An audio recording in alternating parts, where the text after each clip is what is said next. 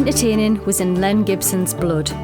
It was this, and his love of Sunderland, that would get him through one of the toughest times of his life. From the age of 10, Len learned to play the banjo and was part of Bishop Wearmouth Church Choir. As an adult, when he volunteered to be in the Territorial Army, and when he was called up to serve as a soldier in the Second World War, he took his banjo with him. Heading for Singapore, Len was on the ship Empress of Asia when it was hit by Japanese bombers while around 10 miles from shore. Thankfully, he was uninjured, but he had lost everything other than the clothes on his back, including his cherished banjo. He and others were rescued from the sea and taken prisoner by the Japanese and put to work on the Burma Railway, also called the Death Railway, in appalling conditions. Ever the optimist, Len decided to make a guitar out of bits that were lying around.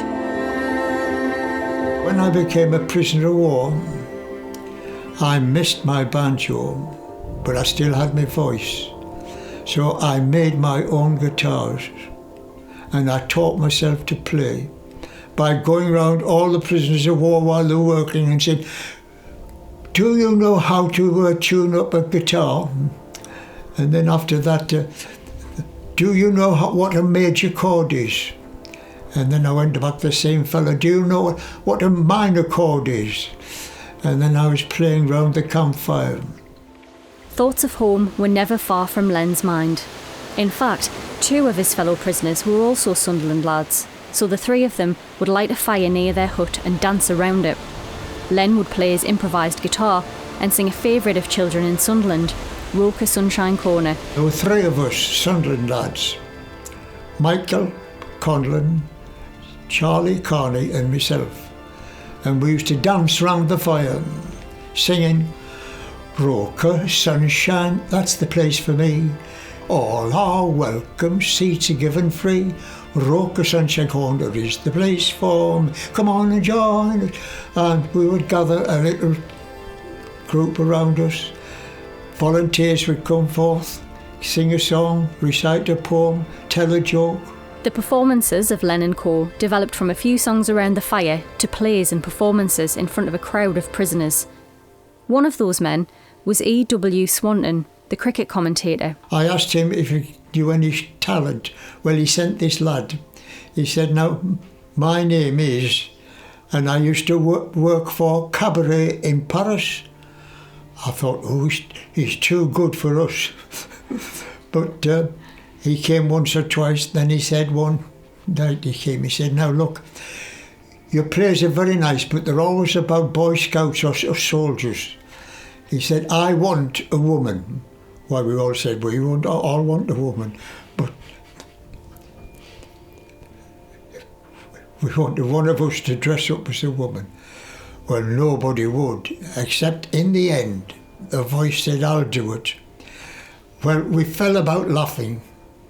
The voice belonged to a fella who was an Australian tin miner. He had the biggest moustache you've ever seen. He had great big thick muscles, and he had a voice like a foghorn. This small, cheerful slice of Sunderland in a prisoner of war camp thousands of miles away was in stark contrast to Len's day-to-day lived reality. Men were dying of exhaustion and disease.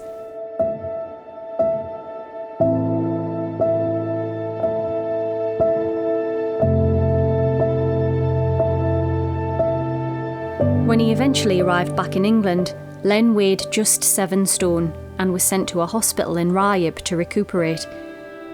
One of the nurses who looked after him on his road to recovery was Ruby, who would become his wife of over 70 years.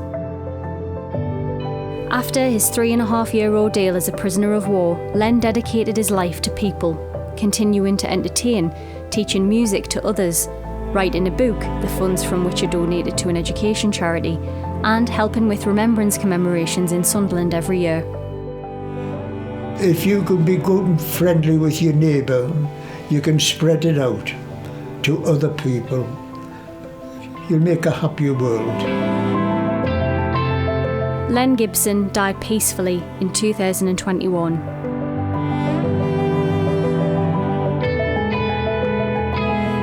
Len represented the very best of Sunderland. a man who had lived through what most of us can only imagine, who kept himself, and no doubt others, alive with optimism, entertainment, and thoughts of home.